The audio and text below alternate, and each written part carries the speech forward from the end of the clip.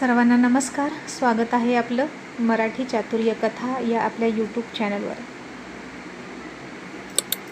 व्हिडिओला लाईक करा, चॅनलला सबस्क्राईब करा आणि बेल आयकॉनवर क्लिक करा. आजचा एपिसोड आहे विजय मंजू भाग 30. मग आता बोलत बोलत विजयराव मंजूला म्हणाले, तुझं आधीचं लग्न जमलं होतं, तू त्या मुलासोबत फिरायची का गं? आणि मंजू बोली खरं खरं बोलत म्हणाली, हो, एकदा दोनदा गाडीवर बसलं होतं. दोघांचेही ब्लड ग्रुप चेक करायला गेलो होतो आणि मग त्यानं मला कॉलेजमध्ये सोडलं.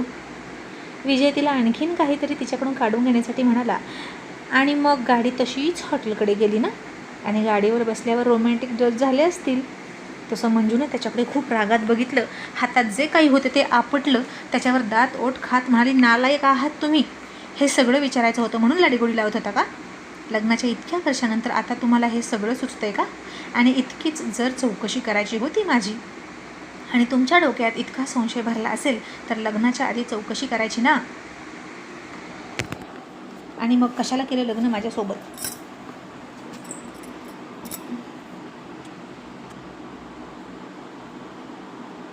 आणि जर मी म्हणाले की मी फिरले होते त्याच्यासोबत, गेले होते हॉटेलमध्ये, तर काय कराल? आता मला सोडून द्याल का? चुकलं माझं. आई म्हणत होती त्या इंजिनियर पोरासोबत लग्न करायला पाहिजे होतं आणि तुम्हाला डच्चू द्यायला पाहिजे होता. असं मंजू खूप खूप बोलत होती त्याला. आणि तो म्हणाला, अगं जस्ट असंच विचारलं गं बायको, फक्त चौकशी म्हणून. कशाला चिडतेस? मंजू म्हणाली, तुम्ही कशा चौकशा करता मला माहीत आहे. तुम्ही खूप शंखेखोर माणूस आहात. करंगळी इतकी रस्सी दिसली तरी म्हणाल साप दिसला. लहान पोरगं मुतलं ना तर म्हणाल बदा बदा पाऊस पडला. इतकं ओव्हर असतं तुमचं. कुठलीच गोष्ट तुम्ही सहज विचारत नाही बरं का. तुमच्या डोक्यात संशयाचा भुंगा वळवळ करतोय हे दिसतंय मला. आणि विजय म्हणाला, मंजू अगं ती अळी असते जी वळवळ करते, भुंगा भुनभुन करतो. आणि ती म्हणाली, मराठीची प्राध्यापिका आहे मी, मला ज्ञान शिकवू नका. रागारागात होतं असं. आणि काय हो, इतकी वर्ष झाले लग्नाला, मला भिंतीत सुद्धा तुम्ही दिसता. ध्यानी मणी स्वप्नात जळी स्थळी काष्टी फक्त माझ्या मनात तुम्ही असता. झाडात भिंतीत सगळीकडे मोकळ्या आकाशात सुद्धा तुम्ही मला दिसता. आणि तुम्ही असं बोलता का? आणि आता तिचं हे बोलणं ऐकून तो थोडा खजील झाला आणि म्हणाला, बरं सॉरी, अगं मी असंच विचारलं. ती म्हणाली, मग असं का म्हणाला? गाडी हॉटेलकडे गेली असेल. तुम्हीसुद्धा माझ्यासोबत लग्न जमून वर्षभर होता. मी कधी तुमच्यासोबत हॉटेलमध्ये आले? तुमची खूप इच्छा होती मला घेऊन फिरावं, मिठ्या माराव्या, चुम्माचट्टी करावी, पण मी तुम्हाला दाना टाकला का? विजय पुन्हा हसून म्हणाला, अगं दाना तर मी टाकत होतो, पण तू त्याला चोच पण मारत नव्हती. आणि मंजू म्हणाली, गप्प बसा बरं का, माझं डोकं दुखतंय. तो तिचं डोकं दाबायला लागला. ती म्हणाली, डोकं नका दाबू, गळा दाबा माझा. घाणेरडी बायको तुमच्या नशिबात आली ना, माकड कुठले. तो म्हणाला, अगं बास की आता, किती लाजवशील, चुकलं माझं. तरीही ती ऐकतच नव्हती. म्हणून विजय आता त्यांच्या लग्नाचा अल्बम घेऊन बसला आणि उगीच सहज त्यांच्या लोणावळ्याचा हनीमूनचे फोटो बघितले आणि म्हणाला, मंजू या पॉईंटला आपण काय काय केलं तर आठवतं का गं? आणि आता 22 मेला आपली हनीमूनची ॲनिव्हर्सरी आहे. मग काय काय करायचं सांग ना, तुला ते सगळं आठवतं का गं? दरवर्षीप्रमाणे जंगी हनीमून करायचं ना. ती म्हणाली, करा एकटे एकटे आणि जा खड्ड्यात. आणि चावट विजयराव म्हणाले, मग त्या खड्ड्यात आधी तू जा, मग तुझ्यावर मी येणार. मग तू माझ्या खाली असशील ना तर मी कुठेही जाऊ शकतो. आणि चावट माणसाचं तिला थोडं हसायलाच आलं.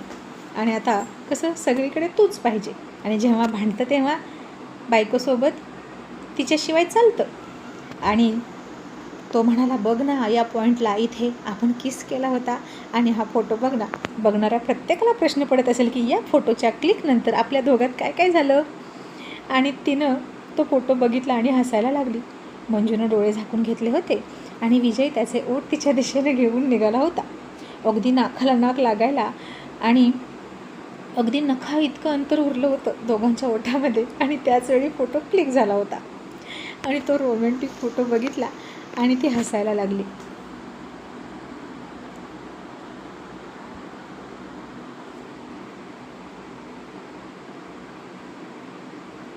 आणि खूप म्हणजे खूप भारी होता तो फोटो.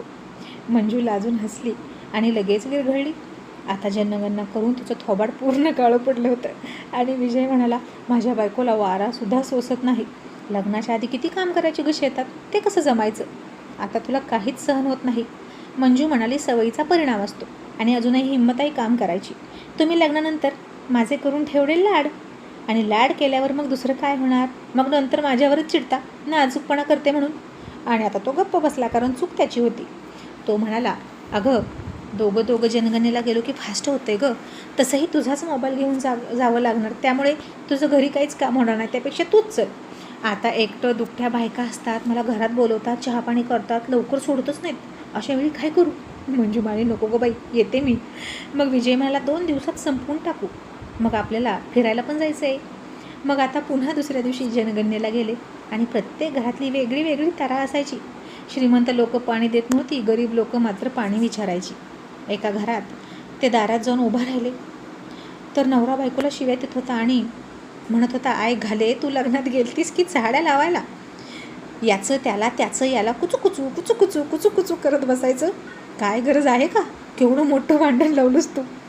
आणि बाहेर उभा राहून ऐकून विजय म्हणायचा, लय आगावपणा करते ना बायको, तर चाबूक घेऊन फटकवायची, मी तर तसाच करतो, असं म्हणून मंजूकडे बघायचा आणि हसायचा. आणि मंजू त्याला जीभ बाहेर काढून वाकड दाखवायची आणि म्हणायची, भांडणं लावायला आलाय की जनगणना करायला? मग तो माणूस लवकर येत नव्हता. विजय म्हणाला, आईच्या गावात हे कधी बेनं बाहेर यायचं? मंजू ओरडून म्हणाली, बाहेर जनगणना. मग सगळे लोक बाहेर यायचे आणि त्यांना वाटायचं लाडकी बहीण योजना बंद होती की काय, आणि कुणी कुणी सरकारला शिव्या घालायचं, काय पण विचारतात म्हणून. मग मंजू विजय पॉश एरियामध्ये गेले आणि लॉनमध्ये ती फोटो काढत बसली आणि रोज स्टेटसला ठेवायची फोटो, एन्जॉईंग जनगणना. आणि बघणाऱ्या म्हणायच्या, किचन हिचा नवरा तिच्यासोबत आहे ना, हिला प्रत्येक क्षणी एन्जॉयमेंटच असणार. मग थोडीशी घरं फिरायची, एखादं दुकान दिसलं की आईस्क्रीम खायचं, लस्सी प्यायची, ज्यूस प्यायचा, असं दोघांचं सुरू असायचं आणि एकमेकांची संगत फुल एन्जॉय करत होते. आता दुसऱ्या घरात गेले, तिथं मायलेकरं होती. ती बाई आगाऊ होती आणि तिचं पोरगं तिच्यापेक्षा आगाऊ होतं आणि ती पोराला बोलू देतच नव्हती.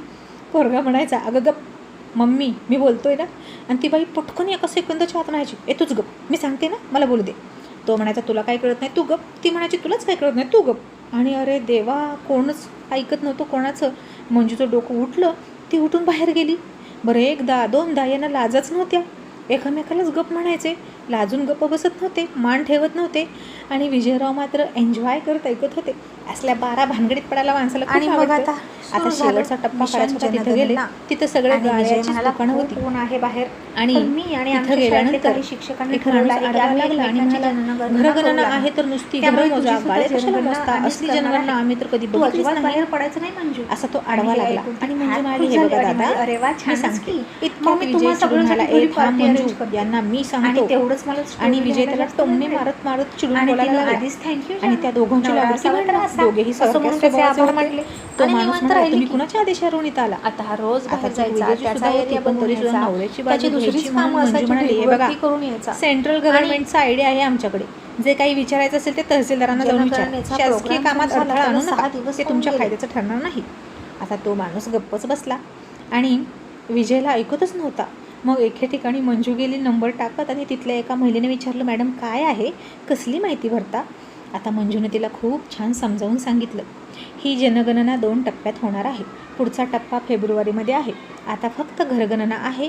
4 भिंती, 1 छत दिसलं की ते मोजायचं, घर समजून त्याच्यावर नंबर टाकायचा आणि डोक्यांची मोजना म्हणजे जनगणना फेब्रुवारीमध्ये होईल. पूर्वी दोन्ही कामं एकदाच व्हायची, पण आता 2 टप्प्यात केलेली आहेत. ती म्हणाली, मग दुकान पण मोजता का? मंजू म्हणाली, अहो शेडसुद्धा मोजायचं आहे, पण कशासाठी वापरतो हे सांगायचं बरं का.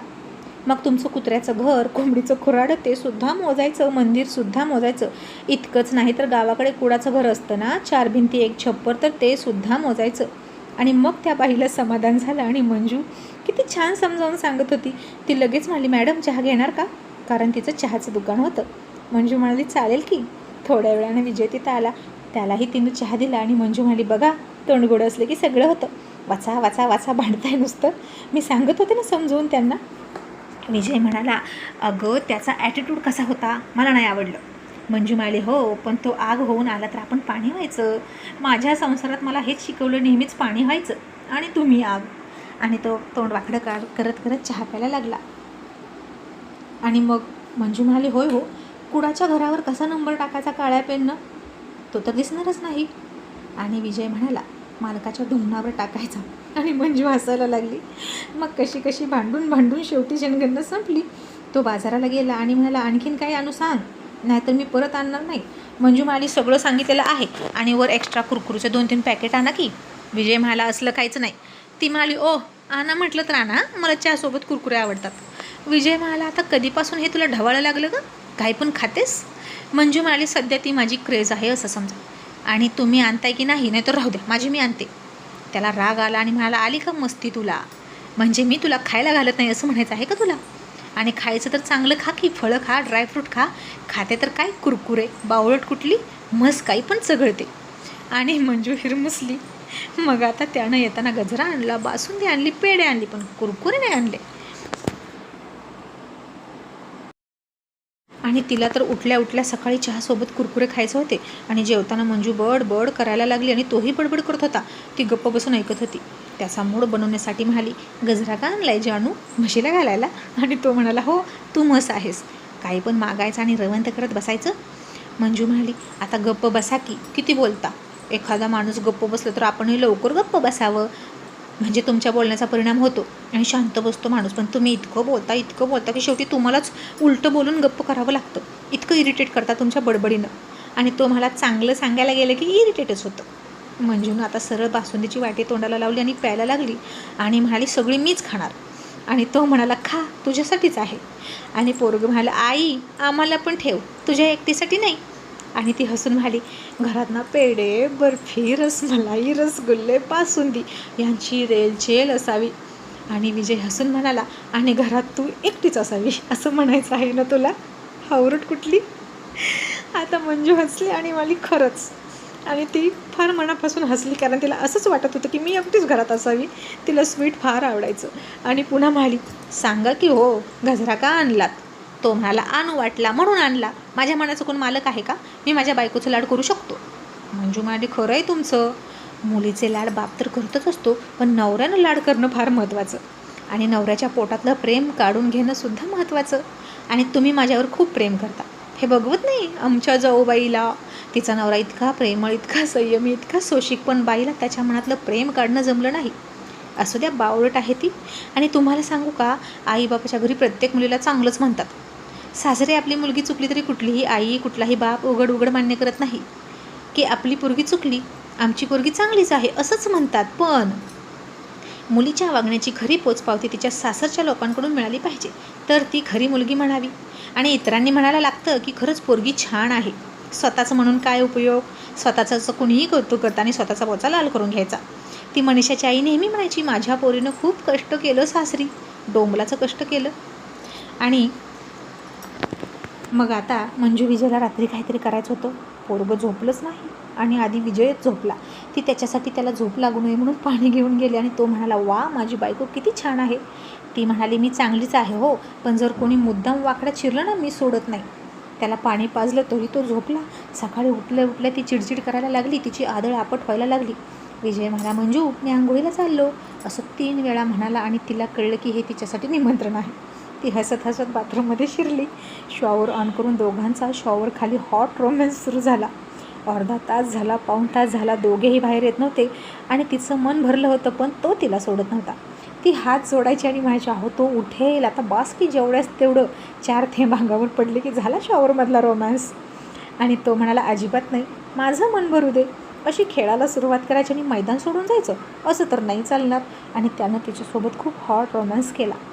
आणि मंजू तृप्त झाली, जोरात श्वास घ्यायला लागली. आणि आता या रोमॅन्सच्या पुढचं काहीतरी पाहिजे दोघांनाही वाटायला लागलं. पण आता ती जागा हे सगळं करण्यासाठी योग्य नव्हती. दोघेही टॉप टू बॉटम भिजलेले होते. आणि विजय काय करायचा, शॉवर ऑन करायचा, त्या पाण्याखाली तिला पकडायचा आणि किस करायचा. सगळं पाणी ओठांवरून तोंडात जायचं आणि मंजूचे गुलाबी ओठ पांढरे पडले.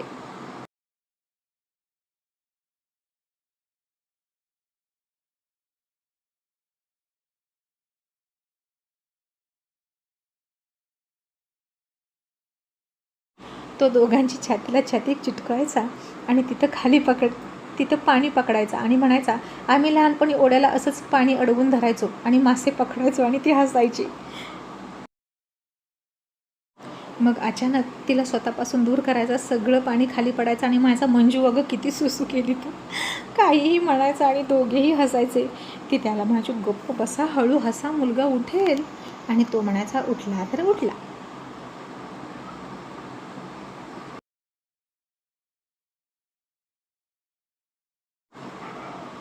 मंजू म्हणायची अहो सोडा, खरंच उठेल तो. आणि तो म्हणायचा अगं उठू दे. त्याच्या आईला शॉवर खाली घेऊन अशी म्हणून शिवी घालायचा आणि ती त्याच्या तोंडावर हात ठेवायची आणि मस्ती मस्ती आणि नुसती मस्ती सुरू होती. आणि या उन्हाळ्यातला सगळ्यात लाँग टाईम चाललेला शॉवर खालचा रोमॅन्स हाच होता बहुतेक. मग आता तो तिला म्हणाला चल आता बाहेर जा. त्यानं शॉवर बंद केला, तिचे केस पुसले, अंग पुसून दिलं आणि अंग पुसतानासुद्धा टॉवेल काढून दाबादाबी सुरू होती. सावट माणूस गप्प बसतच नव्हता. आणि मग तिनं गाऊन घातला आणि मुद्दाम त्याला म्हणाली अहो तुमची पाठ घासून झाली, आता माझी उद्या घासा बरं का. आणि तो हसला आणि म्हणाला हो हो छान घासली बरं का पाठ. पाठीला पाठ लावून घासली अगदी. तशी ती हसली आणि बाहेर बघितलं तर मुलगा अजून झोपलेलाच होता. आणि ती हसून त्याच्यासाठी चहा ठेवायला गेली. मग तो बाहेर येऊन तिला मिठी मारत म्हणाला आता उरलेला कार्यक्रम संध्याकाळी करू, एकदम जंगी. की आत्ताच करायचा दुसऱ्या बेडरूममध्ये. ती म्हणाली नाही बाबा गप्प बसा. मग आता संध्याकाळ झाली आणि संध्याकाळी त्यानं तिला चांगलंच दमवलं आणि तिच्या मागच्या बाजूचं सगळं दुखलं, हाडं दुखली. आणि ती म्हणाली जानू रोमॅन्सच्या स्पीडमध्ये काही कळलं नाही, पण आता सगळं दुखतंय, नुसती हाडं आहेत माझ्या पाठीमागं, दुसरं काहीच नाही. विजय म्हणाला तू आणखीन बारीक झाली पाहिजे मग मजा येणार. तिनं डोक्यावर हात मारला आणि म्हणाली आता काय करावं तुमचं. मग आणा की चांगली मऊ गादी कापसासारखी बायकोसाठी, जिथं खाडासुद्धा टोचणार नाही. तो म्हणाला बायकोसाठी मऊ गादी आणू की दुसरीच मऊ बायको आणू. तू खूप वाळली वातड आहेस, काहीतरी थोडासा गुबगुबीतपणा हवा. तसं तिनं त्याच्याकडे रागात बघितलं आणि म्हणाली नालायक माणूस, यांचं कधी समाधानच होत नाही. आणि ती म्हणाली म्हणून हल्ली माझ्याकडे जास्त लक्ष नसतं का तुमचं. तो म्हणाला तसं नाही गं, तू नेहमी समोर असतेस ना, तुझ्याकडे बघून बघून माझी नजर मेली मंजू. तू काहीतरी सिक्रेट ठेवत जा की गं आपल्यामध्ये, जेणेकरून बघण्यासाठी माझ्यामध्ये उत्सुकता निर्माण झाली पाहिजे आणि तुझ्याकडे मला पळत यावंसं वाटलं पाहिजे. असं काहीतरी कर, सतत सतत माझ्यासमोर अशी फिरत जाऊ नको. आणि आता याला लवकर काही दाखवायचंच नाही असं तिनं ठरवलं.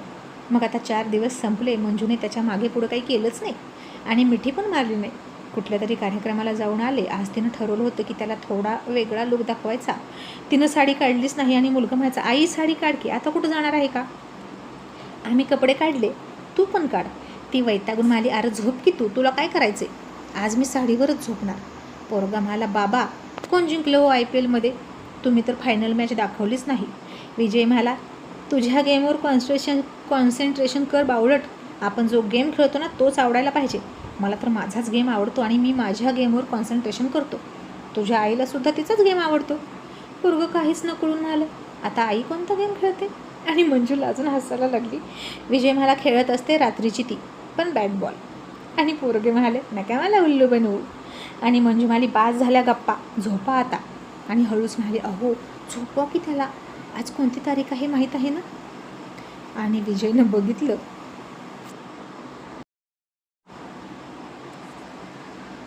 आणि म्हणाला आईच्या गावात 22 मे हनीमूनची ॲनिव्हर्सरी. आणि आता त्याला झोपवण्यासाठी विजय धडपड करायला लागला आणि मंजू तशीच बेडवर जाऊन बसली. साडीचा पदर खांद्यावर घेऊन पाय नेऱ्यामध्ये झाकून ठेवले.